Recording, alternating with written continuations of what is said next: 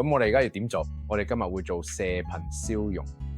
等病人麻醉咗之後咧，我會用超聲波咧掃描腳底。當我掃描腳底嘅時候咧，你會見到喺呢度中間有個細細粒嘅圓球，就喺啲骨頭之間。呢啲就係冇骨頭，即係拇指關節，明唔明啊？你會由呢個角度向下望，見到呢個情況。你會見到中間有粒細細粒嘅圓球，一粒細圓球。而家 MRI 只係俾我哋睇到一幅圖嘅，可惜 MRI 其實唔係好準確嘅，即使有造影劑都唔係好準確。超聲波係最準確嘅，佢係即時嘅，我可以夾埋啲腳趾，一邊夾一邊睇住條神經點喐。我可以將探針插落去，用射頻自己移動條神經，呢個好重要，因為要精準啲對準條神經，將探針直接插落去神經度，然之後用攝氏90度加熱，幫條神經燒到受損，令佢唔再引起呢啲症狀或者傳遞痛楚信號。呢個方法對好多病人都好有效，我都幫過我自己阿媽做過。呢位病人就係佢哋我講解嗰條片先嚟揾。呢位病人會嚟揾我，就係因為佢哋睇我其中一條舊片，真係好興奮。而家我哋會用更新嘅手術方法拍翻條新片。今次我唔會由上面入去，我會由腳前面入去。你嘅片度都會見到，我哋會由前面入去。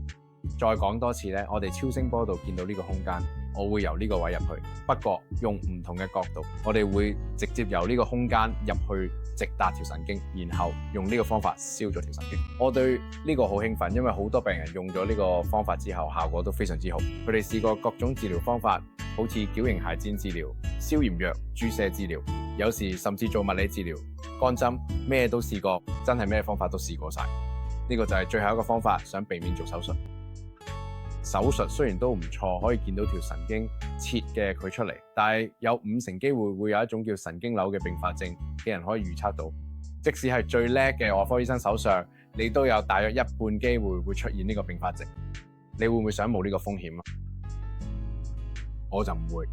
我自己阿媽，我都冇乜做射頻消融，我就直接去做燒咗條神經痛楚嘅信號就冇嘅。咁做完之後效果好好。好多我哋嘅病人做完第一次治療之後都好好。其實呢個病有2種治療方法。